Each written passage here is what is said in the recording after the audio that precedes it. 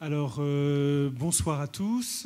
On va vous laisser le temps de vous installer progressivement, de rejoindre la salle dans cet après-midi un petit peu marathon.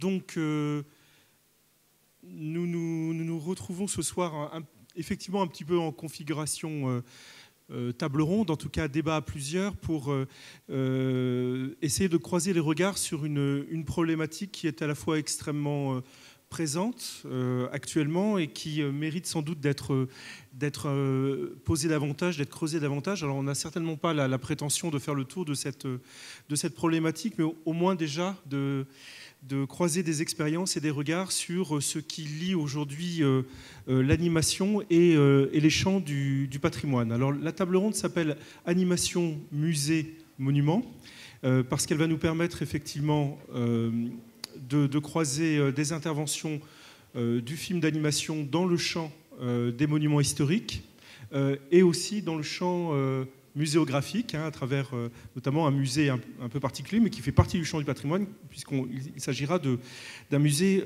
d'histoire naturelle. Donc, animation, musée, monument, très rapidement, il me semble important de poser au départ le champ de cette discussion, non pas du point de vue des vertus et des qualités supposées ou même réelles, efficientes de l'animation en termes de pédagogie, de didactique, mais plutôt de s'intéresser à cette question du point de vue artistique. C'est vraiment le champ qui est le nôtre, c'est celui de l'animation en tant qu'art. Alors, avant de lancer la discussion et d'entendre d'abord un petit peu les expériences et les points de vue de chacun sur ces problématiques, non pas des repères, mais quelques questions qui peuvent se poser d'emblée. Cette problématique, animation, musée et monument, elle se situe à un point de convergence de questions extrêmement présentes dans le champ culturel aujourd'hui. Alors, d'une part, le patrimoine. Rapidement, notre société contemporaine est une société dont les sociologues, les historiens ont pu dire qu'il y avait une forme d'hypertrophie de la mémoire, en tout cas un désir de patrimoine tellement important et tellement manifeste qu'il nous invite à patrimonialiser à peu près tout. Enfin, je vais vite en disant ça, mais on est passé d'un champ du patrimoine qui était circonscrit aux monuments historiques à une prise en compte d'un champ patrimonial beaucoup plus large, à travers le patrimoine immatériel, à travers le patrimoine emblématique, mais aussi le patrimoine beaucoup plus modeste. Et on sent à travers ça, on a beaucoup écrit à travers ça, sur à quoi sert le patrimoine aujourd'hui, quel est ce désir de patrimoine que nous avons, qui fait que nous patrimonialisons, nous muséifions d'une certaine manière une partie, un certain nombre de signes, d'emblèmes, de lieux, pour en garder témoignage pour l'avenir, mais aussi parce qu'il nous raccroche à une certaine idée du passé. La notion même de patrimoine n'est pas une notion neutre, n'est pas une notion qui se situe à l'écart d'enjeux idéologiques, d'enjeux sociaux, d'enjeux politiques, etc. Le point d'achoppement, d'une certaine manière, ou en tout cas l'horizon problématique qu'on pourrait se poser à travers cette question du patrimoine, c'est de savoir est-ce que nous ne sommes pas aujourd'hui dans une configuration où nous nous intéressons au patrimoine au risque du neuf, c'est-à-dire au risque presque de l'antithèse du patrimoine. Rapidement, notre besoin de restaurer, notre besoin de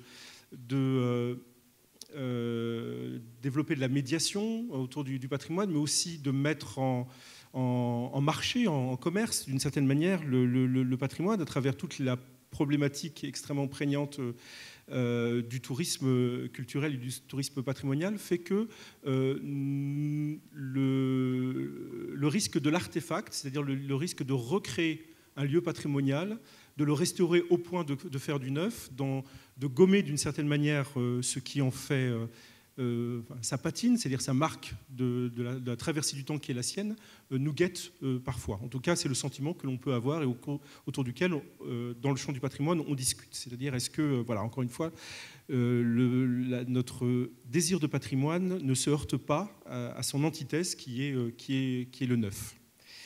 Le neuf et l'artefact, d'une certaine manière. Il y a un autre mouvement de fond que l'on voit dans le champ du patrimoine, qui est l'usage des nouvelles technologies. Les nouvelles technologies sont depuis une grosse dizaine d'années très sollicitées pour investir le champ du patrimoine, notamment et très fortement à travers justement tout ce qui relève de la médiation. Ce sont effectivement tous les systèmes de réalité virtuelle, d'hologrammes, de géolocalisation qui font qu'on propose de plus en plus des visites dont on utilise le terme d'expérience, et dans cette idée d'expérience, on embarque finalement autant de nouvelles technologies, d'une certaine manière, que de patrimoine réel, tangible, matériel ou immatériel. C'est une tentation très forte.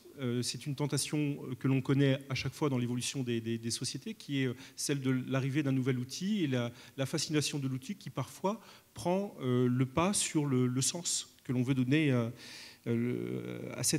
l'usage de cet outil. Et d'une certaine manière, s'il fallait parler de risque, est-ce que le risque des nouvelles technologies dans un lieu de patrimoine n'est pas celui du virtuel aux dépens du réel? Je caricature, je viens dans une abbaye pour faire une expérience d'un lieu réel, d'un lieu concret, et je peux être effectivement finalement amené à passer plus de temps sur une tablette ou à être dans un dispositif tellement immersif qu'il, d'une certaine manière, qui m'éloigne de ce concret, de cette émotion du concret que je suis venu rechercher. Je force le trait à chaque fois, hein, c'est pour lancer un petit peu des idées. Et puis le troisième champ, c'est effectivement celui qui nous intéresse dans le cadre des chemins de la création, c'est celui de l'animation, avec effectivement ce mouvement de fond que nous connaissons, dont j'ai parlé tout à l'heure, c'est-à-dire à la fois le fait que l'animation se développe, qu'elle est de plus en plus partout, qu'elle intervient sur de nouveaux formats, qu'elle se frotte finalement à de nouvelles problématiques, dont celle du patrimoine dont on a parlé tout à l'heure, avec effectivement parfois ce risque. Quand je parle de risque, c'est non pas que l'on ne puisse pas utiliser l'animation, encore une fois, pour ses vertus éducatives ou didactiques, mais il ne faudrait pas non plus que cela fasse, que ça nous incite ou nous invite à penser, à oublier que l'animation est aussi un art et qu'elle peut dialoguer et qu'elle peut investir un lieu, un discours à partir de ses qualités artistiques et pas simplement éducatives, didactiques ou pédagogiques. Voilà quelques-unes des perspectives qui me semblaient intéressantes de retracer avant de laisser la parole à nos invités. Je vais juste terminer en revenant sur cette question de qu'est-ce qui fait patrimoine et qu'est-ce qui fait que nous avons ce désir de nous rendre dans ces lieux que sont les musées, que sont les monuments historiques. Pour reprendre une phrase qui, moi, m'a beaucoup servi lorsque, dans une autre vie, il n'y a pas si longtemps, je m'occupais des monuments historiques et de leur mise en valeur. C'est une phrase non pas d'un historien de l'art, mais d'un historien qui est Jacques Le Goff, que vous connaissez, j'imagine, comme grand médiéviste, mais aussi comme quelqu'un qui a nourri tout au long de sa vie une pensée, justement, de cette relation d'une société à son passé, et qui interroge le fait de dire, finalement, ce que nous cherchons dans un lieu patrimonial, c'est le patrimoine tel qu'il est parvenu, le lieu ou l'objet tel qu'il est parvenu jusqu'à nous. C'est-à-dire qu'un historien ne va pas, alors s'intéresse évidemment à la racine des choses, c'est-à-dire à l'origine d'un monument, d'un fait, etc. Mais il considère qu'un monument historique n'est pas, l'abbaye de Fontevraud telle que vous la découvrez aujourd'hui, n'est pas l'abbaye du XIIe siècle. Elle est une abbaye qui a traversé 8 siècles d'histoire, avec une histoire monastique, avec une histoire de restauration, avec une histoire carcérale, et aussi une histoire patrimoniale, et que c'est tout ça qui fait aujourd'hui son identité, que l'identité d'un monument, c'est l'identité d'un lieu, d'un vaisseau qui traverse l'histoire. Et de ce point de vue-là, l'historien est en particulier sensible, et là je demandais à Antoine de passer quelques images, à ce que l'on peut appeler une patine. La patine d'un monument historique, c'est-à-dire tout ce que justement la restauration ne gomme pas, c'est-à-dire la marque du temps, c'est-à-dire les rides finalement d'un monument qui a traversé le temps, les séquelles, les stigmates d'une certaine manière de cette histoire. Et je terminerai par là, avant de vous passer la parole, en présentant donc quelques images qui ont été faites par un artiste plasticien qui s'appelle Ange Léchia, il y a quelques années à Fontevraud. On donnait à cette époque-là une carte blanche à des artistes pour investir un regard et créer un carnet de visite, invitant le visiteur à visiter autrement finalement le monument historique. Et lui a fait cette proposition, peut-être voir 4 à 5 images, qui est en fait de photographier la pierre telle qu'elle est, aujourd'hui, dans effectivement tout ce que sont ses meurtrissures, ses défauts, sa lèpre, ses champignons, en disant finalement, faisons peut-être attention au fait que restaurer c'est bien, mais c'est aussi peut-être en partie cette poétique particulière que nous recherchons lorsque nous venons dans un monument historique, c'est-à-dire un lieu qui porte les stigmates du temps et qui nous fait donc voyager dans cette dimension temporelle particulière. Voilà la petite introduction que je voulais vous faire partager. Alors, nous avons, pour avancer sur ces questions-là, donc de ce que peut l'animation en tant qu'art dans sa friction avec les monuments historiques, autour de la table, alors je vais essayer de le faire par ordre de prise de parole, donc Ludovic Burzikowski, à mes côtés, qui est donc à la fois chercheur, réalisateur dans le domaine de l'image, et il va nous parler de son expertise à la fois comme praticien, comme directeur artistique et aussi comme chercheur dans les champs du vidéomapping. Antoine Magnier, que vous connaissez comme le créateur, le responsable des rencontres audiovisuelles de Lille et du Centre européen de vidéomapping, donc qui a développé une grande expertise de création, de rencontres autour du vidéomapping. Donc, ils interviendront sur le champ particulier du vidéomapping avec l'utilisation de l'animation à l'intérieur de cette technique. Qu'est-ce que c'est que le vidéomapping? Qu'est-ce qu'on peut en attendre effectivement dans sa relation avec le patrimoine? Je passerai ensuite la parole à Catherine Verlet et à Hervé Tougeron, qui sont membres qui sont l'ensemble Skene à eux deux, donc à la fois compositeurs, dramaturges, metteurs en scène, qui travaillent donc les champs du spectacle vivant, de la musique, mais aussi dans son rapport à l'image. Et ils nous parleront en particulier de deux créations qu'ils ont faites avec le grand réalisateur d'animation Koji Yamamura, et en particulier L'Eau des rêves, que je présentais ce matin, qui donc est présente pendant 2 jours dans la chapelle Saint-Benoît. Donc une commande, vous nous en parlerez, qui est celle du musée d'histoire naturelle de la ville de Nantes. Et puis on écoutera ensuite Sébastien Lodenbach, réalisateur de courts-métrages, de La jeune fille sans main, qui a aussi réalisé un film que j'aime beaucoup, non pas que j'aime pas les autres, que j'aime aussi beaucoup, qui est Vibrato. Et donc tu nous en parleras, Sébastien, qui est donc là aussi une commande. Non, c'est pas une commande. Bon, très bien. En tout cas, on en parlera. Voilà, à partir de, en tout cas, l'Opéra Garnier en tant que monument, en tant que lieu. Voilà. Et là, on est dans le domaine d'un film de fiction, d'animation, mais qui présente aussi une autre façon de, ou fiction ou pas, tu nous diras peut-être que pas. Mais en tout cas, voilà, qui nous présente un autre dialogue entre un monument et l'animation.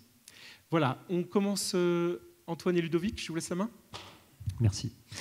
Oui, donc on va vous parler de vidéomapping. Peut-être déjà dire 2 mots sur ce que c'est pour peut-être certains ne connaissent pas. Donc le vidéomapping, c'est la technique de déformation de l'image pour poser des volumes.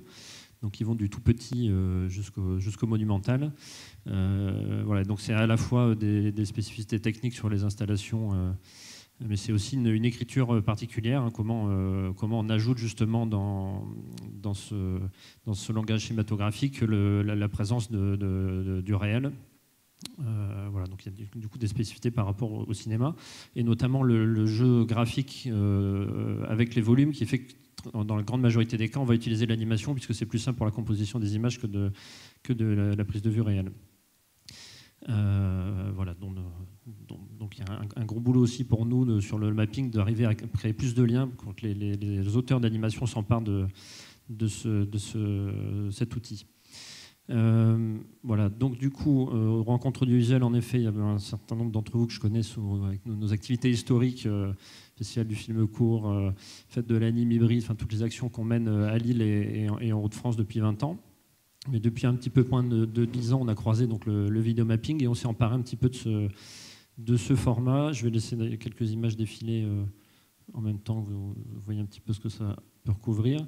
Et donc aujourd'hui, on porte un projet qui s'appelle le Video Mapping European Center, qui est un projet pour accompagner le développement de la filière mapping, donc en Hauts-de-France et à l'international, et qui articule des actions de recherche avec le laboratoire de Visu de l'Université de Valenciennes sur des questions d'écriture, de technologie, d'analyse et la réception des publics, des actions de formation. Donc on a un label Grande École du numérique sur les 18-25 ans, de la formation professionnelle. On a développé tout un travail avec les écoles d'animation européennes, le projet Euranim, donc une quinzaine d'écoles d'Europe plus universités chinoises avec qui on a pu travailler. On a lancé l'année dernière une résidence à Rambert Creative Mine qui est ouverte à tous les artistes, hein, pas que les gens d'animation. On a notamment eu des réalisateurs d'animation, des gens sortis de la Cambre, de l'ENSAD par exemple, sur la dernière session de résidence. Une société coopérative qui s'appelle Loom qui a rassemblé les gens qu'on a accompagnés pour porter des projets collectivement. Et donc on a lancé il y a quelques mois le Video Mapping Festival, donc fin mars à Lille, avec un séminaire de 2 jours pour les professionnels, un parcours de 25 mappings dans l'île qui a rassemblé 80 000 personnes, et ensuite une itinérance en région sur plusieurs mois. Voilà, donc ça, c'est pour balayer rapidement les projets. Donc en effet, sur la question du mapping, on croise souvent le patrimoine. Hein, ça peut être n'importe quel objet, mais c'est vrai qu'il y a une utilisation très régulière de monuments historiques ou dans les musées, de statues. Voilà, et donc on croise plusieurs problématiques. Soit on est juste sur la question de la valorisation du patrimoine, donc de l'événementiel, une commémoration, où c'est ramener les publics et mettre en valeur un monument, mais pas forcément avec un travail au niveau du propos historique. Ça peut être par contre des objets de médiation, comme tu le disais tout à l'heure, hein, pas forcément une création artistique, ça peut être un outil plus didactique. Voilà, donc dans le projet qu'on a croisé, on a pu aussi bien travailler avec le musée d'art contemporain, d'art moderne de Villeneuve-d'Ascq dans le cadre de la nuit des musées sur une série de mapping qui s'imprégnait des collections du musée, des créations artistiques, mais en lien avec les créations du musée.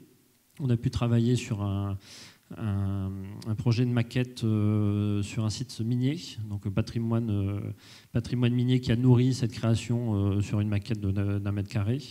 Depuis 5 ans à Lille, on travaille sur les journées du patrimoine. Donc chaque année, on a un bâtiment qui est choisi, une thématique qui est la thématique de l'année et un appel à projet. Donc on reçoit des créations du monde entier avec une sélection avec plein de regards d'artistes sur à la fois le bâtiment et la thématique de l'année des journées du patrimoine.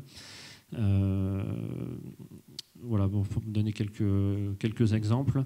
Voilà, je crois que je vais passer la parole à Ludovic pour rentrer plus dans des détails un petit peu plus précis de comment on a monté. J'avais une question, Antoine, pardon. Est-ce que, à l'initiative, à l'origine de ces projets, est-ce qu'il y a aussi des artistes de l'animation ou d'autres champs qui font cette démarche de dire j'aimerais travailler sur tel et tel monument? C'est-à-dire, est-ce que c'est toujours finalement une commande qui vient ou de la ville ou d'un prestataire ou d'un événementiel, ou est-ce qu'il y a un désir d'artiste qui s'exprime d'investir ce champ-là? Pas assez, mais il faudrait. C'est vrai que aujourd'hui, le milieu du mapping, il est beaucoup tenu par la commande. En fait, il y a très peu de soutien public au mapping. Donc, c'est vrai qu'on est plutôt dans des collectivités qui passent des commandes ou des producteurs, ou des gens comme nous qui vont aller inciter des collectivités et aller chercher des artistes. On n'a pas beaucoup d'artistes qui viennent vers nous en disant j'ai ce bâtiment-là qui m'intéresse, sur lequel je veux travailler.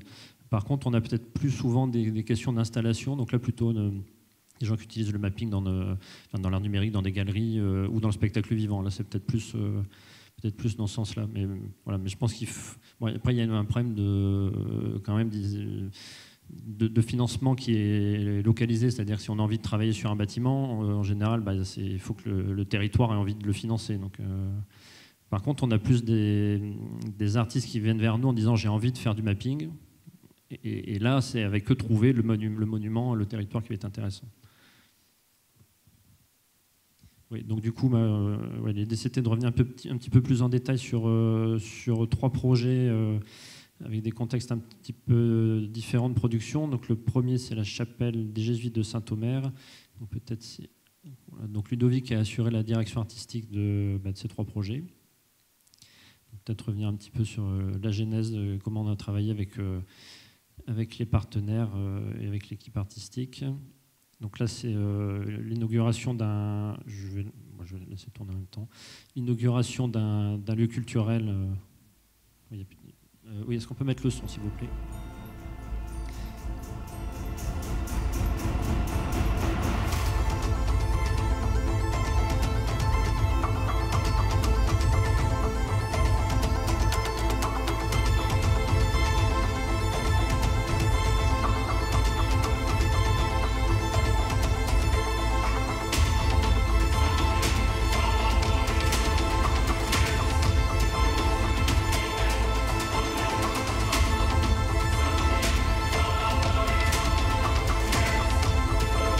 On peut mettre le son très bas, histoire d'avoir... Oui, voilà, donc c'était intéressant de commencer par cette image, parce qu'on est dans un lieu voilà, qui a une histoire religieuse, et cette chapelle en a un également. Voilà, là, en l'occurrence, c'est une chapelle qui a accueilli les catholiques chrétiens d'Angleterre à l'époque de la guerre des religions. Et donc voilà, c'est l'introduction du mapping qu'on a pu voir, là, qui est évoqué. Voilà, donc ça c'est un travail qui nous a demandé en fait des collaborations avec à la fois une agence d'urbanisme, très peu, et surtout voilà, de pouvoir profiter d'échanges avec les historiens, enfin un centre de recherche historique dans la ville de Saint-Omer. Et voilà, vraiment c'est la trame initiale, hein, c'est le travail de collecte avec les historiens qui a amené en fait l'écriture du projet. Ce que je propose de faire, c'est qu'on voit des extraits des 3 projets en question, puis après j'aimerais bien remonter un peu en généralité sur l'invitation que nous a fait Xavier Cavatoport sur la notion de commande. Donc vous exposez un peu 3 projets, puis ensuite on va essayer de monter un peu en avion. Ce deuxième projet, contexte très différent, bien que militaire également, voilà, c'est la 2018, hein, le 100e anniversaire de la Première Guerre mondiale. Et donc une ville qui a été ravagée évidemment par la guerre des tranchées. Et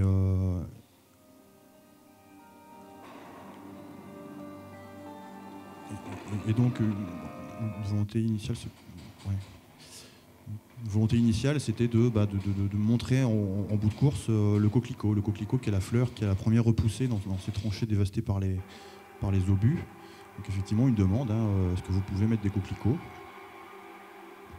Et une demande aussi effectivement de mentionner comme ça un hommage aux militaires qui se sont mis sur la tronche pendant des années.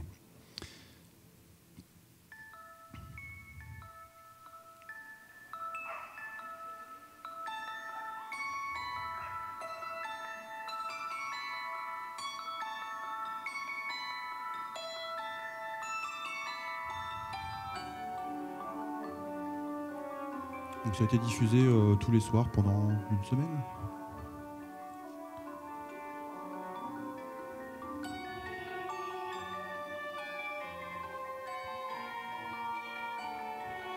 Il y a un travail aussi avec les historiens locaux. Par exemple, là, on a l'exemple des détenus, toutes les nationalités qui étaient présentes sur le territoire. À l'époque, on pouvait manger un cassoulet dans le Nord avec à côté un bonhomme qui jouait du didgeridoo parce qu'il venait d'Australie. Voilà les coquelicots.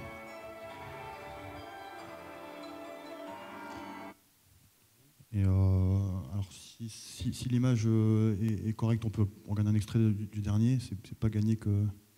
C'est dur à filmer le mapping, très très dur. Il y a une telle différence de lumière. Les caméras sont pas des yeux. Voilà, donc un bâtiment qui a été le bureau en fait d'une très grande compagnie minière dans le Nord, qui aujourd'hui accueille en fait un laboratoire de recherche universitaire. Et ça se passe dans le cadre de l'anniversaire du Louvre, Louvre-Lens. Donc voilà, là c'est la transition en fait du laboratoire vers un jeu de digression à partir des œuvres du musée. Et tout le mapping commence avec la mention au bureau des mines. Ça va, on arrive à y voir quelque chose ? Ouais.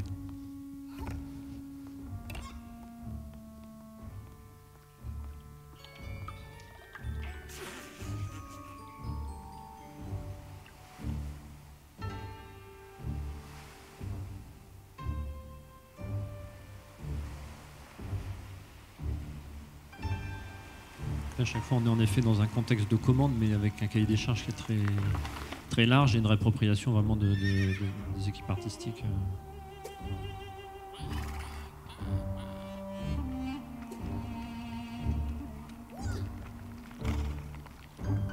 Voilà, donc évidemment, on est amené à plonger dans les collections.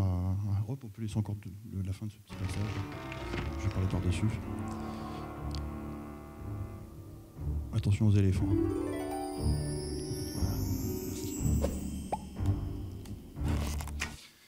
Voilà, alors la commande.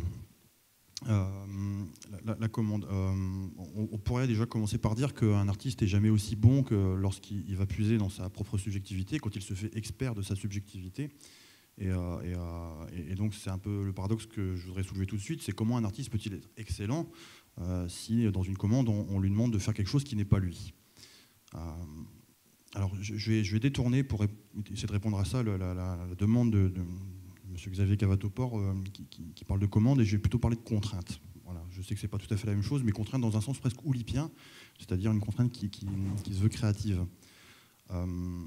Bon, il y a des commandes, déjà, il faut le dire, hein, tu l'as dit Antoine, il y a des commandes qui sont pas contraignantes. On aimerait travailler avec vous, mais c'est vous les experts, on vous fait confiance, faites quelque chose de bien. Donc on peut se sentir libre dans le cadre d'une commande ou d'une demande comme ça. Il y a des rapports de confiance qui peuvent s'installer, ça c'est très important de le dire. Et en même temps, j'ai envie de dire que pour créer de l'inattendu, parce que j'ai bien envie de dire que ce qui est le sel de la vie, c'est l'étonnement, enfin c'est un des sels de la vie. Pour créer de l'inattendu, il faut de l'attendu. Et la commande, on attend quelque chose. Et partir de la commande, donc la contrainte dans le vidéomapping, c'est notre point de départ. C'est notre point de départ parce qu'on travaille à partir d'un espace, on travaille à partir d'un support. Et c'est très différent en fait, de penser un projet puis de le réaliser pour le projeter. En fait, là, on va partir du dernier maillon de la chaîne, quelque part le projecteur, le support. On va partir de l'écran, mais si on en a plus un. Et on va avoir des idées en fonction de ce support, en fonction de l'espace. Et donc, bon, c'est un peu un tir croisé. Voilà, on est top-down, on est bottom-up. Quand on pense, on agit, mais on sent et ensuite on pense. Et donc l'enjeu de ce qui est à traiter aujourd'hui, c'est sûrement quelle peut être la réappropriation sensible d'un matériau de commande et de la contrainte du support préexistant dans le cas du vidéomapping. Et là, ce qui est intéressant, je pense, de noter, c'est que la commande, c'est une altérité. C'est vraiment la notion que je mets en place ici. C'est une altérité et c'est ça qui va être productrice de créativité. Alors comment ? J'aimerais bien dire un mot un peu vilain peut-être. Hein. Je pense que chaque artiste est habité d'un certain nombre de protoformes, c'est le meilleur mot que j'ai trouvé. Des protoformes, c'est-à-dire qu'il a des choses en lui qui existent, qui ont envie de surgir. Voilà, là par exemple, dans le cadre de ce que vous avez vu, si on avait envie de faire des fumées multicolores, comment, pourquoi, on ne sait pas, c'est proto, ça n'existe pas vraiment. Et on a besoin d'une altérité en fait, pour que ces protoformes deviennent des formes, pour qu'elles soient partageables, parce que les protoformes c'est très intérieur.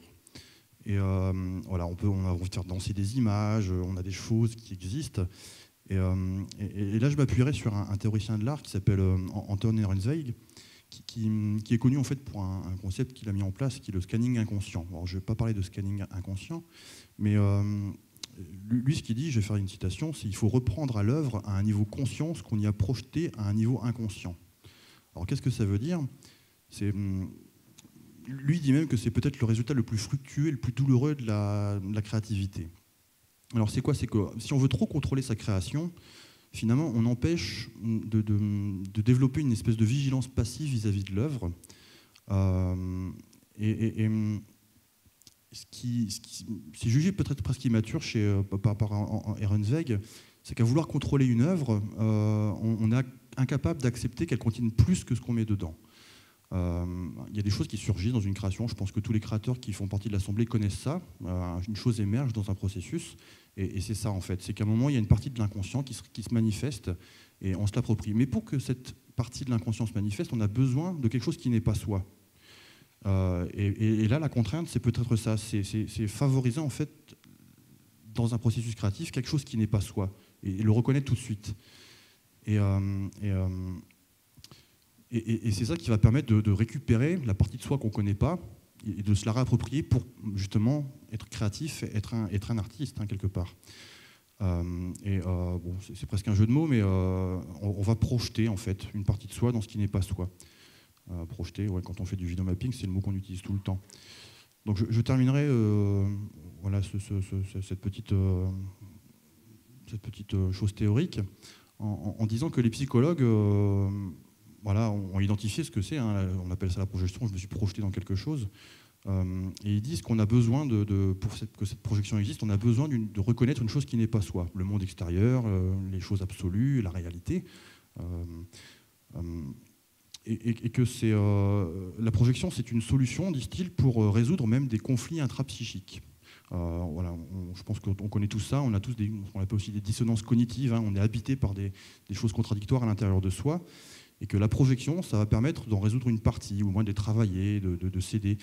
Et donc, j'ai carrément extrapolé en disant que la contrainte, au sens oulipien, donc peut-être la commande aussi, l'espace qui n'est pas le sien, contrairement à l'écran, un support tangible voilà, qui n'est pas standardisé, qui n'est pas dédié à recevoir de l'image, et bien, si on se projette dedans, quelque part, eh bien, c'est même, pourquoi pas, producteur de bien-être. On pourrait l'espérer. Il y a peut-être une fonction un peu thérapeutique là-dedans. En tout cas, ça peut être bienfaiteur, je suppose. Et donc, voilà, je conclurai en disant que voilà, l'écran, c'est peut-être un espace, alors c'est caricatural aussi, hein, je vais forcer le trait, mais cet écran, comme ça, quadrangulaire, plat, standardisé, un ratio tout à fait classique, eh ben, c'est un espace de fantasme absolu quelque part. On peut tout y mettre. Les gens qui font la 3D savent à quel point on a une grande part de possibilités. Tout à l'heure, on l'a dit, même des fois, on cherche à rajouter un peu de chaos pour pas être trop proche d'une espèce de pseudo-réalité mathématique. Eh ben, c'est un espace sans compromis, des fois, cet écran. En tout cas, c'est idéalisé. Hein, et donc, cet écran, s'il est sans contrainte, il est sans altérité. Voilà, et voilà, je prêche un peu ma paroisse, hein, dans un lieu religieux, pour dire que le vidéomapping, c'est une façon de créer de l'altérité, de se rencontrer soi-même et de se rencontrer avec les autres. Voilà, merci. Alors, on a matière à revenir sur tout ça, donc cette question de comment on passe de la commande à la contrainte, plus exactement. Je pense que Sébastien, notamment, aura sans doute des choses à dire sur cette grand explorateur de la contrainte, aura sans doute des choses à nous dire là-dessus. On va peut-être donc partager maintenant l'expérience, alors tout à fait dans un autre champ et qui part d'ailleurs, hein, puisque vous n'êtes pas réalisateur de l'animation, mais vous êtes effectivement rentré dans un projet avec Koji Yamamura, donc un projet qui se frotte, hein, dans le sens créatif du terme, à donc un musée et une collection de musées. Voilà. Donc, oui. Je voudrais, pour nous situer, parce oui, que bien sûr. Finalement, il y a quand même des profils extrêmement différents, des histoires extrêmement différentes. On a une histoire qui est liée au départ à la scène, mais toujours sur scène, il y a toujours une interdisciplinarité, c'est-à-dire qu'il y a toujours de la vidéo, il y a toujours de l'acteur, il y a du musicien, il y a etc., etc. Et puis les champs, on les a ouverts en allant vers les espaces muséaux, par exemple, et pas seulement. On est allé aussi vers la création radiophonique, à France Culture, etc. Toujours, on a pris l'initiative d'espaces dans lesquels on s'est invité soi-même. Et même, il était assez fréquent et presque naturel qu'un même projet puisse recouvrer des formes différentes. C'est-à-dire que, par exemple, le projet qu'on a mené au musée Jules Verne est un projet qui existe aussi à France Culture en termes de création radiophonique. Et traverser les médias, c'est absolument merveilleux parce que travailler pour les oreilles, c'est absolument pas du tout la même chose que de travailler avec de l'image. Mais en même temps, on retrouve à peu près les mêmes problématiques, les mêmes perspectives, les mêmes champs d'action, etc. Donc, c'est tout à fait passionnant de faire un voyage transversal, en fait. Et je voulais dire ça en ouverture, qui nous a conduits finalement, à cette rencontre formidable que Catherine va expliquer un peu dans les différentes étapes, avec Koji Yamamura. Et cette relation très particulière avec un muséum d'histoire naturelle, comme ce fut le cas d'une autre manière avec un musée, comme c'est le cas d'une autre manière quand on est invité au musée Picasso, etc. Voilà, c'est pour moi, très rapidement dit, c'est plutôt des lieux d'excitation intellectuelle et de l'imaginaire dans lesquels on fait placer à proximité la poésie, l'imaginaire et le sens. Moi qui a travaillé beaucoup dans la mise en scène, ce que vous disiez, Xavier, tout à l'heure, m'a beaucoup touché à propos des pierres. Moi, j'ai monté un Othello dans un chantier naval, l'ancien chantier naval de Nantes. Je peux vous dire que c'est une aventure unique. Jamais je n'ai rêvé, jamais je n'ai eu un décor pareil. Mais l'histoire d'Othello, pour moi, c'était l'histoire d'Othello, plus toute cette accumulation de poussière d'années et de siècles qui ont vécu avec, comme vous disiez pour les pierres. Et donc, ce chemin-là, ce chemin du sens, et ce chemin des arts qui s'entremêlent, c'est notre histoire depuis 1995. Vous voyez ? Donc, je laisse Catherine parler du musée. Bon. C'est une belle ouverture. Moi, je voulais parler de l'histoire avec Koji Yamamura, qui est toujours une aventure formidable. Et pour répondre aussi à la question de ce débat, c'est-à-dire la commande, alors là, c'est à l'envers, en fait. C'est plutôt que nous voulions travailler sur la thématique de l'apparition de la vie dans les profondeurs marines. Et on avait déjà travaillé une œuvre d'un compositeur américain qui s'appelle George Crumb et qui a écrit Vox Balaenae, et qui est une œuvre qui s'appuie sur les strates scientifiques de l'apparition dans les masses sous-marines. Et donc, après cette création, on a envoyé le film qu'on avait fait avec une artiste française qui s'appelle Chloé Poisa, qui n'est pas du tout une artiste de film d'animation, mais qui a, pour la première fois sur notre demande, fait un film d'animation sur cette musique extraordinaire et magnifique. Et on a envoyé le film à Koji Yamamura parce qu'on voulait travailler avec lui sur la même thématique, c'est-à-dire cette apparition de la vie dans les profondeurs marines qui se déroule en plusieurs strates avec des noms paléozoïques, protérozoïques, des noms qu'on ne connaissait pas. C'était des gros mots pour nous à l'époque. Maintenant, on sait ce que ça veut dire. Et donc là, Koji, recevant ce film, il a tout de suite dit « Oui, je fais avec vous ce film ». Donc on a rencontré Koji à Paris. Et puis, il nous a envoyé les 3 premières minutes du film. Avec ces 3 premières minutes et aussi les 3 premières minutes de la musique, de la maquette musicale, nous sommes allés au Muséum d'histoire naturelle de Nantes et on a rencontré son directeur, Philippe Guillet. On lui montre cette maquette, les 3 premières minutes de Koji, notre maquette musicale qui était là, des sons d'instruments mais montés, électroacoustiques. Et là, juste sur ce premier épisode de l'apparition de la vie, Philippe Guillet dit « Mais c'est incroyable, il a fait exactement ce qui s'est passé ». Et en fait, ce n'est pas une commande, pour le coup, c'est une sorte de rebond d'un directeur de muséum d'histoire naturelle qui dit « Moi, je rentre dans votre histoire, je mets de l'argent, je coproduis avec vous ce film ». Et sans lui, on n'aurait pas pu le faire parce que ça a coûté beaucoup d'argent d'enregistrer la musique, de payer les instruments que vous pouvez donc entendre et voir le film de Koji dans la chapelle Saint-Benoît. Donc voilà, c'est pas une commande, c'est une commande de nous, en tout cas. C'est une demande plutôt qu'une commande à Koji Yamamura, dans lequel il est rentré complètement. On a mis 2 ans à faire cette œuvre-là, avec des allers-retours avec Internet, qui est un outil quand même extraordinaire pour travailler à des milliers de kilomètres ensemble. Donc voilà, ça a été des allers-retours entre lui et nous, et puis voilà. Et au mois un an plus tard, on a enregistré la musique en studio et sur le film, et voilà. Et on peut voir un petit extrait peut-être, Antoine. Juste, je voudrais dire un mot parce que j'ai beaucoup travaillé avec des auteurs contemporains. À un moment donné, je passais commande de pièces, etc., d'écriture contemporaine. Et j'avais un ami auteur qui me disait mais tu sais, ça ne me dérange pas parce qu'une commande n'est pas un ordre. Et je trouvais que la formule était tout à fait belle. Et c'est simplement comment, ensemble, on travaille. Cette complicité avec Koji, elle était extraordinaire, même si elle s'est passée à des milliers de kilomètres les uns des autres. Et ça force aussi le regard, ça force à l'attention sur l'univers de l'autre.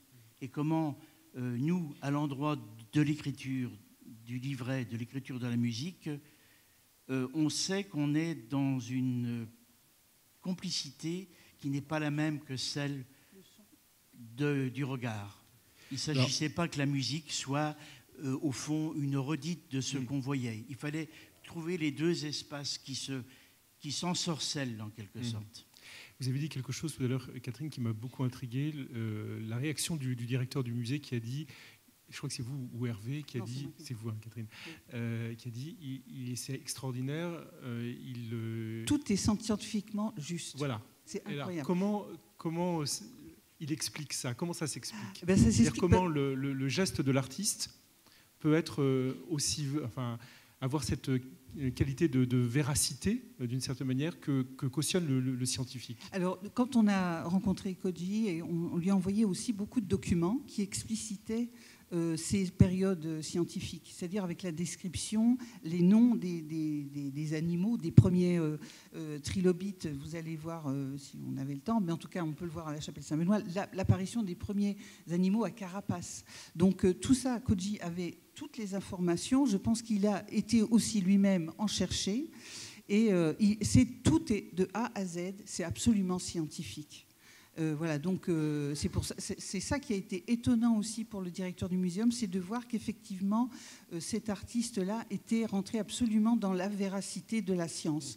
Et en même temps, nous, après, de notre côté, on n'est pas, avec le texte que Hervé a mis en écrit, on n'est pas dans de la science, on est dans la poésie de la science.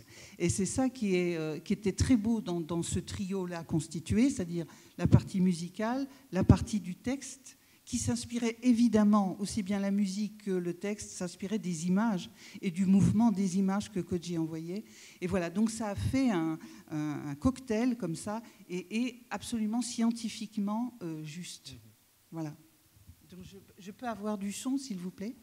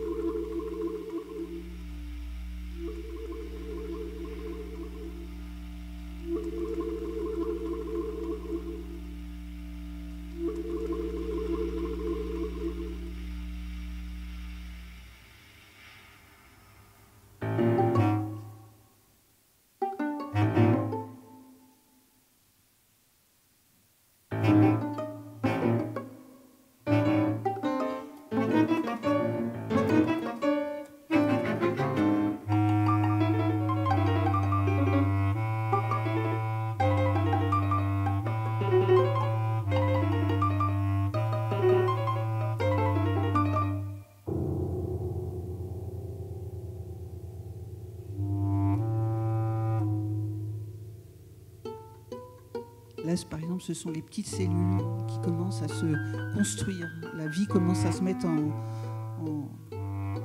route.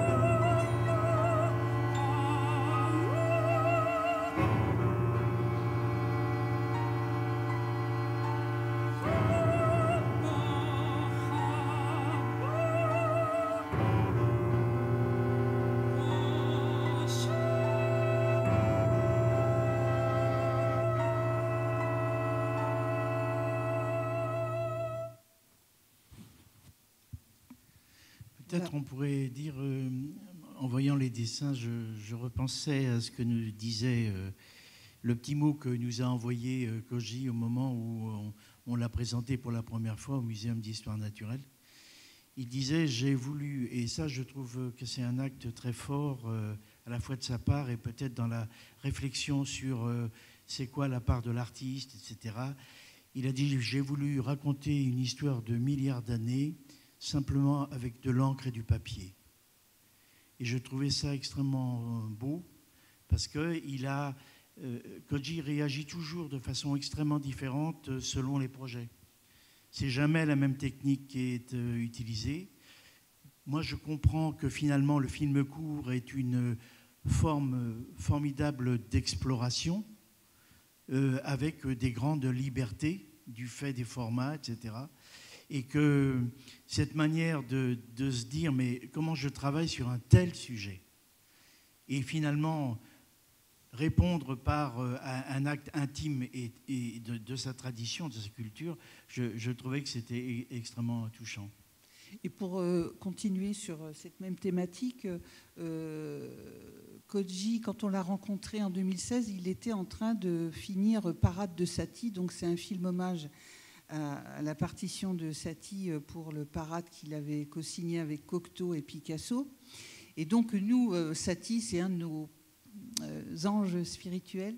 Et donc, on se rencontre au départ de Water Dream. Et puis ensuite, on propose à Koji de faire une adaptation pour son film, qui était terminé et qui a eu des prix partout dans le monde, et de pouvoir faire une réadaptation pour 3 instruments seulement et la bande bruitiste qui est dans la partition d'Éric Satie. Donc j'ai refait une adaptation pour 3 instruments. Et comme nous avions travaillé au Pompidou-Metz aussi pour travailler sur des œuvres d'un peintre dadaïste, Hans Richter, pour lequel on nous avait commandé alors là pour une fois une vraie commande, des créations musicales. On a proposé de faire Parade de Satie à Laurent Lebon, qu'on avait connu à ce Pompidou-Metz et qui est maintenant le directeur et président du musée Picasso Paris. Tout de suite, il a dit formidable. Et donc, le 25 octobre, Koji vient du Japon pour être avec nous au musée Picasso Paris pour jouer ce Parade de Satie qu'il a fait en 2016. Et ça aussi, c'est formidable, c'est-à-dire que nous, on a l'habitude aussi de travailler avec les musées, donc du coup, les œuvres de Koji, on est très heureux de les présenter dans des lieux où peut-être lui, de son côté, en cinéaste d'animation merveilleux, ne serait peut-être pas rentré dans ces institutions muséales. Voilà, donc plus on est ensemble et mieux tout ça fonctionne pour pouvoir diffuser à des publics différents ces œuvres-là. Parce qu'on remarque, par exemple, moi je l'ai remarqué plusieurs fois quand on était à Lisbonne avec Koji au Festival Monstra et aussi au Festival d'Annecy, qu'il y a aussi un goût de plus en plus du ciné-concert ou concert cinématographique, de tout à coup, comme on le sent là dans les voix, on le sent dans les instruments, il y a une énergie. Il y a une énergie qui communique avec un public. Ce n'est pas la même chose de voir un film avec sa musique et de la vivre en direct sur le plateau. Donc c'est tout à fait formidable de passer d'un acte à un autre. De même le film d'animation, on a travaillé sur certaines formes où on les met en scène. C'est-à-dire que, par exemple, travaillant sur ce thème de l'eau, il y a toute une scénographie comme un muséal fictionnel dans lequel on joue les transparences, les reflets, les miroirs, les astéroïdes, etc. Comme un voyage, une immersion, effectivement, dans un espace imaginaire dans lequel le film évolue en boucle, mais en même temps, il est intégré et il a une espèce d'écrin autour de lui qui le met autrement en perspective. Et du coup, on se retrouve, nous, de disciplines artistiques qui se croisent généreusement, on se retrouve avec des partenaires qui nous identifient différemment. Et c'est vrai que, du coup, on s'additionne plutôt que d'être des acteurs isolés. Voilà. Donc, vous parleriez, vous utiliseriez plutôt le terme d'installation lorsque lorsque le film est présenté dans cet espace-là? Oui, tout à fait. Là, par exemple, ce film qu'on évoquait tout à l'heure autour de Vox Balaenae, l'œuvre de George Crumb, on l'a vraiment fait dans une installation avec plusieurs salles, c'est-à-dire une salle où on avait mis les dessins de Chloé avec la partition musicale de George Crumb et en voyant les notes de Chloé, quand elle a construit son film, elle marque les mouvements qu'elle veut faire avec le mouvement de la musique. Et puis, on avait développé autour de la figure de la baleine, qui est effectivement une figure très forte. Donc, on avait développé ça aussi avec des textes, évidemment, de Moby Dick, etc.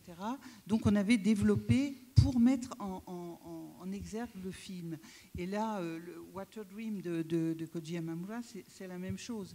On a des projets, évidemment, de le présenter avec aussi une installation. Donc, du coup... une installation scénique dans laquelle le film se déploie, mais aussi des salles où on explique l'envers du décor. On a filmé les séances d'enregistrement, par exemple de Water Dream, du film de Koji. On a enregistré les séances d'enregistrement au studio pour voir aussi comment la musique et les musiciens doivent travailler. On a tout enregistré, évidemment, en synchronisation avec le passage du film sur l'écran. Donc, voir tout ça se faire... Et pour le grand public et pour tout le monde, c'est très intéressant de voir comment tout ça se fabrique.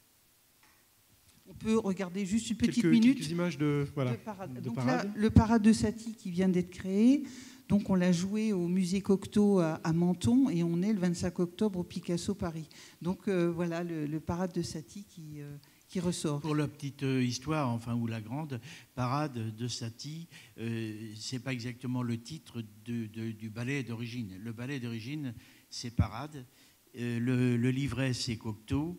Les décors, c'est Picasso et les costumes. Et la musique, c'est Satie. Satie dans déjà les promesses d'un acte visionnaire, parce que les musiques répétitives dont on parle tant aujourd'hui, ces musiques répétitives, c'était les musiques d'ameublement d'Éric Satie.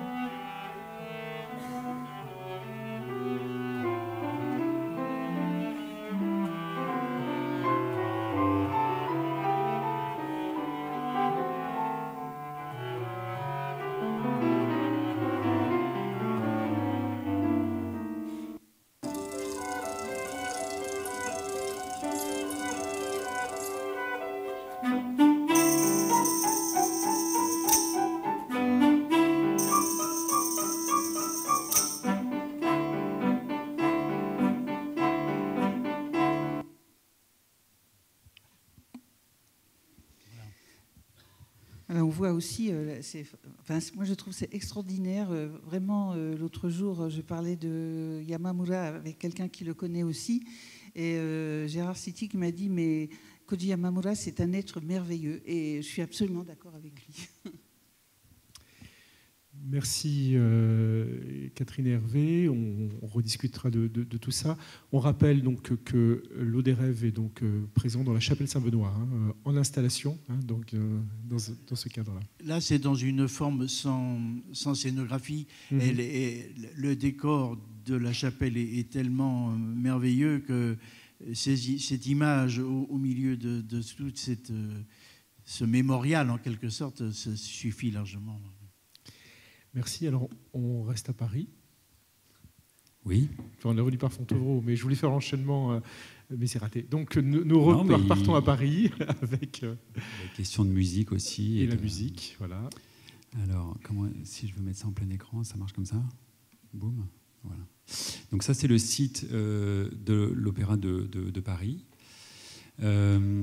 Et lorsque vous descendez, vous avez accès au site de Garnier à Bastille avec l'adresse. Et puis, il y a cette troisième scène. Donc la troisième scène, donc comme son nom l'indique, c'est une troisième scène à côté des deux autres. C'est une plateforme de diffusion de films sur Internet qui existe depuis, alors je ne sais pas exactement, mais je crois que c'est à peu près 4 ans.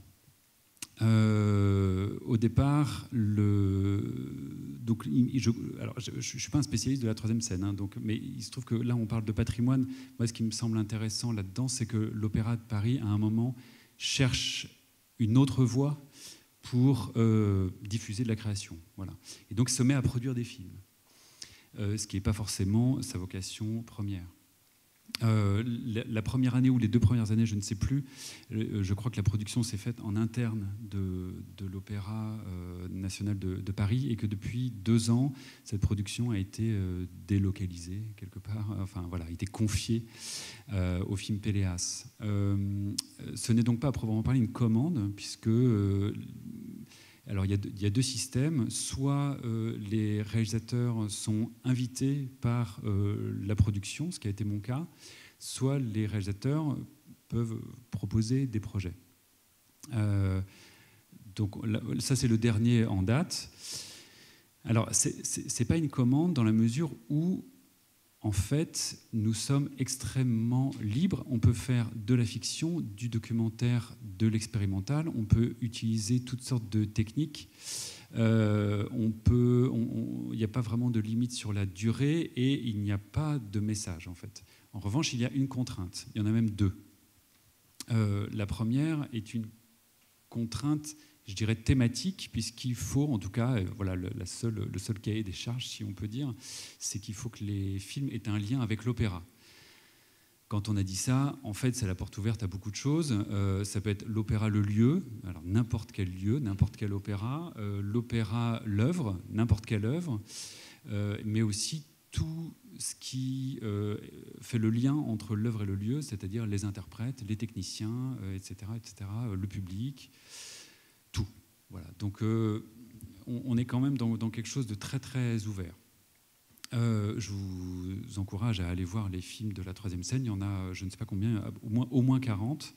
Et il se trouve que j'ai eu la chance d'avoir été effectivement contacté par les films Péléas pour réaliser l'un de ces films, sachant qu'il n'y avait jamais eu de film d'animation.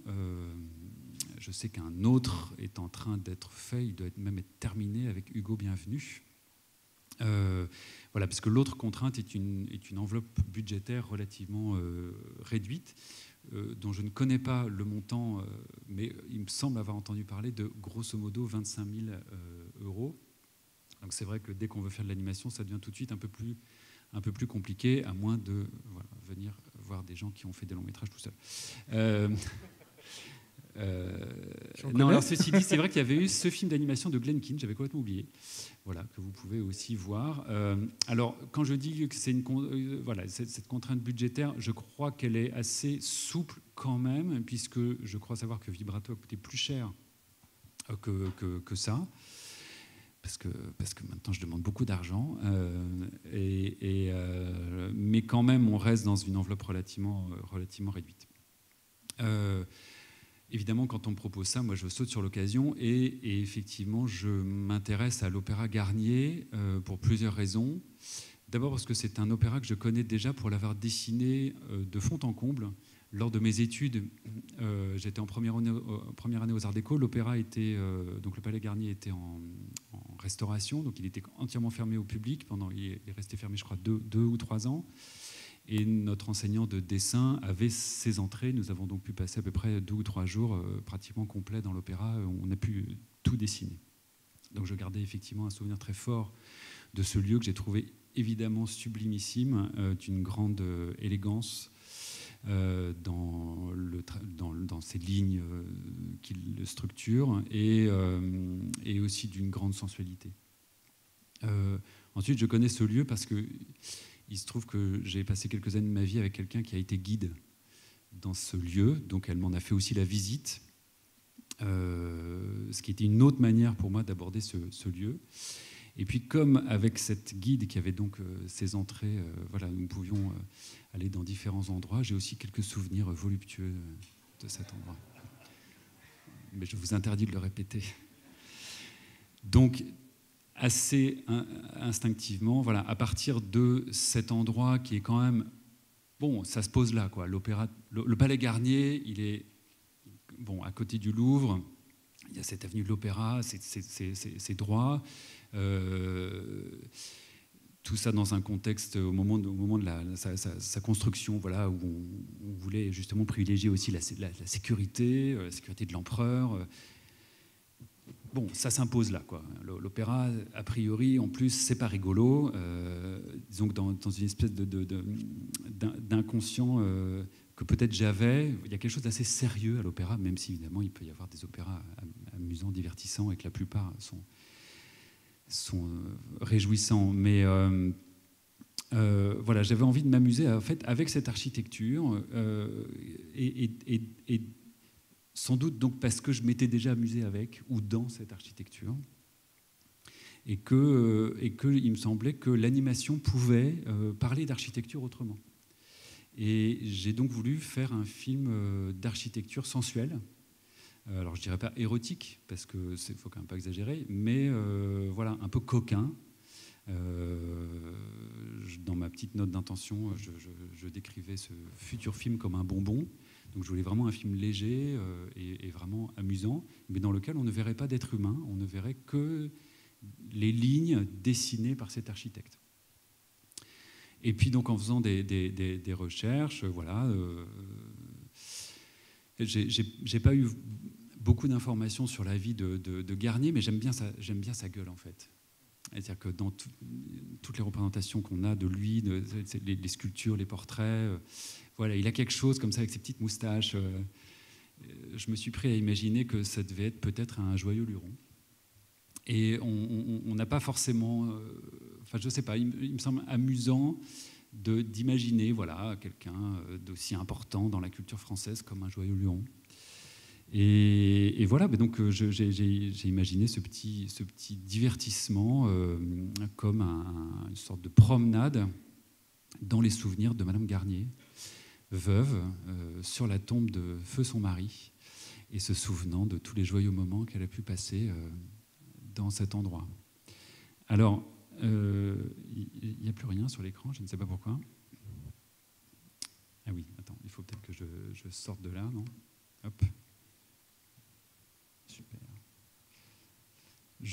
En fait, je ne vais pas vous montrer le film, puisque donc vous pouvez le voir en ligne sans problème.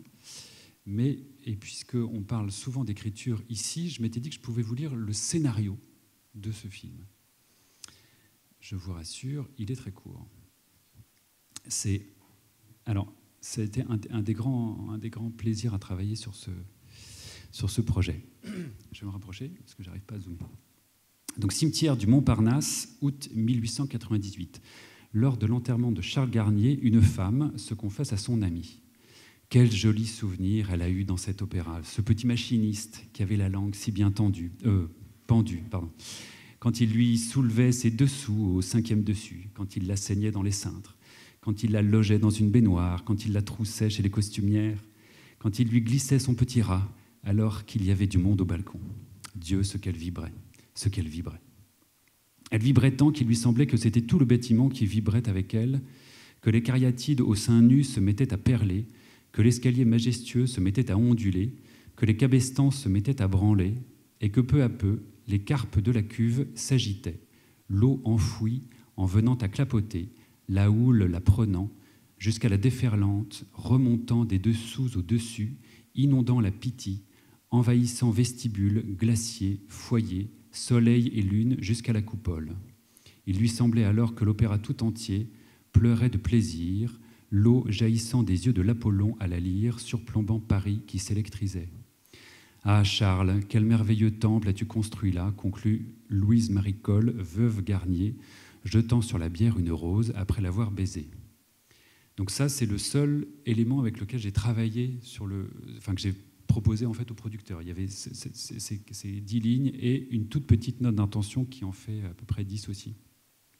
Ce qui était une très grande liberté dans la contrainte, puisque en général, et il y a plein de gens dans la salle qui peuvent témoigner de ça, lorsqu'on présente un projet, le scénario doit être quand même relativement étoffé, la note d'intention également, on doit présenter des visuels, on doit présenter éventuellement des éléments de storyboard, etc. Là, rien de tout ça, et en fait, avec juste ça, j'ai eu le feu vert et de la production et de l'opéra, qui reste producteur du film.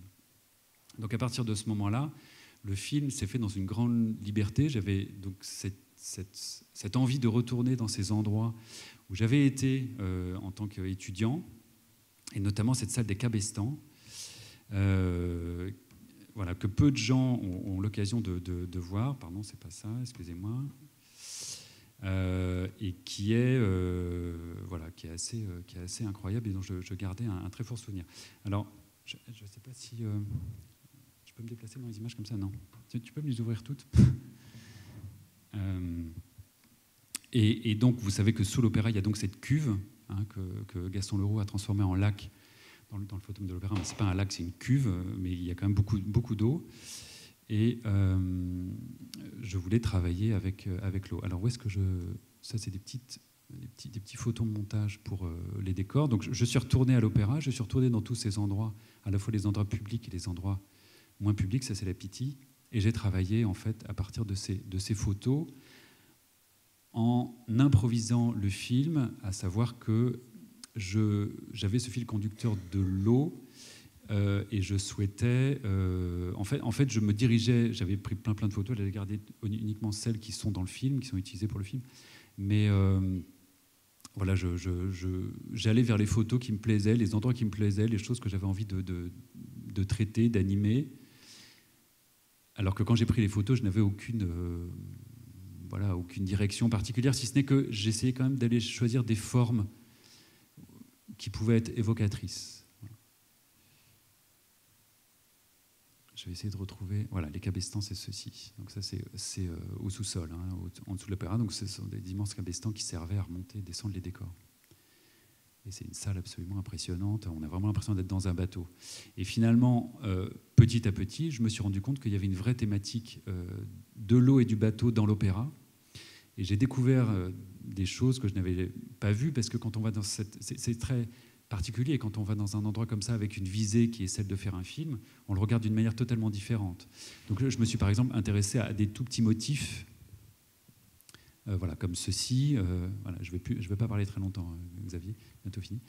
Des mosaïques, des choses comme ça. Et puis à l'extérieur, je ne sais pas si j'ai des photos de l'extérieur là. Il y a effectivement des choses que je n'avais pas du tout anticipées, mais qui sont des bateaux. Alors il y a des cloches. Que j'ai fini par utiliser. Alors évidemment, ces lampadaires, on les connaît bien quand on passe près de l'opéra. Évidemment, la danse de Carpeau. Et puis ces bateaux qui sont au pied des lampadaires. Et je ne sais pas si vous aviez déjà remarqué ces bateaux, mais qui sont magnifiques et que j'ai fini par utiliser. Donc en fait, j'ai été nourri par mes souvenirs, mais encore plus par le bâtiment lui-même qui a totalement alimenté ce film, qui s'est fait en plus dans des conditions un peu particulières, puisque j'étais en pleine tournée de La Jeune Fille sans main, et que donc c'est un film que j'ai fait en itinérance. C'est pour ça que je l'ai fait en numérique et pas sur papier, contrairement à La Jeune Fille sans main, et j'ai demandé au producteur de m'acheter une tablette pour pouvoir animer un peu n'importe où. Et donc c'est un film que j'ai eu la chance de faire dans des avions, dans des trains, dans des hôtels, et dans des halls de gare et dans des endroits aussi improbables que le Brésil, le Maroc, l'Aquitaine, la Bretagne. Et voilà, et c'est tout. Merci Sébastien. Moi, je suis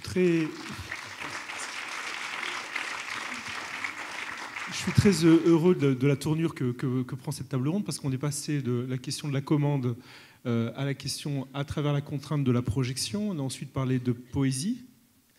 On a fini par parler de sensualité, de retourner totalement la perspective, et tu as utilisé ce terme de liberté. Et je voudrais qu'on revienne finalement là-dessus en se disant, est-ce que finalement cette relation, ces espaces que permettent, à travers vos expériences, hein, sans généraliser, sans idéaliser, mais les monuments historiques, les musées, les lieux qui cherchent effectivement, qui vous invitent d'une certaine manière, ou dans lesquels vous vous invitez, est-ce que effectivement, ce ne sont pas de nouveaux espaces de liberté, d'expérimentation possible? Tu vas parler, je voudrais peut-être enchaîner là-dessus, Sébastien. On va essayer d'être assez court pour laisser quand même quelques questions à la salle, parce qu'il est déjà l'heure de dîner, mais tu as dit l'animation me permet de parler autrement de l'architecture.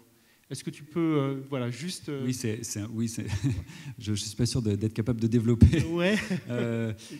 Non, c'est-à-dire que moi, j'y connais pas grand-chose en architecture. C'est quelque chose qui m'intéresse, mais j'ai très peu de notions. Moi, j'en ai dessiné. Je voyais tout à l'heure des jeunes gens dans le cloître qui dessinaient le cloître. Quand on apprend à dessiner, on dessine souvent des architectures. C'est assez ingrat à dessiner, c'est assez compliqué en fait. Même si c'est des formes qui peuvent être très bien dessinées, très douces et très harmonieuses, c'est beaucoup plus ingrat à dessiner qu'un corps vivant. Mais l'animation me permettait de rendre cette architecture, c'est ce que je mets dans mon petit scénario, de rendre cette architecture vivante, vibrante. Et puis ça me plaisait beaucoup finalement. Avant de construire un bâtiment, on le dessine. Et redessiner un bâtiment. Alors en plus, un bâtiment, on le dessine en pensant au mouvement, à la circulation à l'intérieur de ce bâtiment, en particulier quand on parle de l'opéra. Enfin voilà, il y a ce grand foyer là qui est quand même un endroit incroyable avec tous ces jeux avec l'escalier où on se voit, on peut regarder les autres sans être vu. Enfin, il y a tout un jeu de déambulation extraordinaire dans cet endroit. Et donc, c'est un lieu qui accueille le mouvement. Et voilà, et j'aimais l'idée de revenir au dessin, et le dessin lui-même est en mouvement, et met le bâtiment en mouvement. Voilà, je voulais rendre le bâtiment vivant et vibrant. Voilà. Et l'animation est très propice à ça. Mais il me semble qu'il n'y a pas beaucoup de films d'animation qui parlent d'architecture, qui racontent l'architecture. Je me trompe peut-être. Ce que je vous propose, c'est qu'on prenne quelques questions, interventions ou réponses à Sébastien, parce qu'il y a peut-être dans la salle... des avis qui peuvent nous permettre de nourrir cette relation de l'animation, des connaissances de l'animation, de l'architecture de l'animation. Est-ce qu'il y a une ou deux personnes qui veulent prendre la parole? Oui, devant.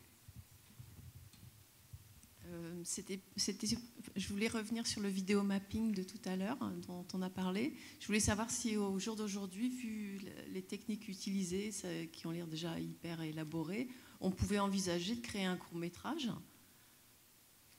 dans un lieu dédié, je pense à un château par exemple, avec éventuellement une déambulation. S'il faut faire vite, oui. Oui, plutôt 2 fois qu'une. On est effectivement très demandeur. On essaie de stimuler cette forme-là justement parce que voilà, très vite dit, on considère que le médium du vidéomapping a été beaucoup emparé par le monde de l'événementiel, le monde de la musique et du vidging. Or, nous, notre historique aux rencontres, c'est le film d'animation et notre pari, il est de dire les animateurs, prenez ce médium à bras-le-corps et faites des courts-métrages avec. Des courts-métrages expérimentaux, des courts-métrages avec des formes peut-être un peu classiques à l'intérieur. Mais voilà, évidemment, c'est un des enjeux forts. Et on parle aujourd'hui d'écriture. Enfin, on est dans un lieu qui met l'écriture beaucoup en avant. Et comment les animateurs écrivent pour du vidéomapping, c'est notre question. Oui. Et peut-être une question infinie d'ailleurs, et ce serait très plaisant de le découvrir. Il n'y a plus qu'à vous envoyer les projets, quoi. Tout à fait. Il reste une semaine pour l'appel à résidence. Autre question? Intervention? Vous êtes fatigué, vous avez faim, hein, c'est ça? Non, je crois qu'on a appris plein de choses. Bon, moi je pense qu'on pourra revenir sur ces questions-là, notamment peut-être au moment de la conclusion avec Patrick Barès, parce que je trouve qu'on a ouvert en tout cas des champs vraiment intéressants de réflexion. Moi je suis encore une fois content de ce retournement de situation, hein, et c'est peut-être l'idée avant tout à travers cette table ronde, c'est effectivement de montrer qu'elle quels espaces de création nouveaux permettaient cette rencontre avec ces lieux et ces collections. Oui, Hervé? Juste saisir l'occasion de dire que d'être dans un espace de musée, ça change tout d'une salle de spectacle. Ça change tout des contraintes d'une programmation qui fait que vous avez une chance que votre projet soit pris si vous le montez, si vous le proposez pendant l'automne. Et comme les visées des saisons font que c'est d'année en année, vous êtes dans un système très bloquant. Et en plus, quand vous travaillez dans l'interdisciplinaire, c'est encore pire. Et que je me réjouis que des espaces de musée qui ont cette gourmandise et cette curiosité ouvrent leurs portes. Parce que, par exemple, au musée Picasso, ça s'est fait en l'espace de 3 mois. On a pu concrétiser cette présence là-bas. Dans un espace de théâtre, c'est impossible. Donc, ces lieux-là obligent et nous permettent de réinventer les choses et facilitent les interrelations entre des gens qui dialoguent avec les arts. Voilà. Donc ça permet de sortir du cadre, d'une certaine manière. Sortir du cadre, voilà, sans mauvais jeu de mots. Très bien, merci beaucoup de votre attention. Merci à nos invités.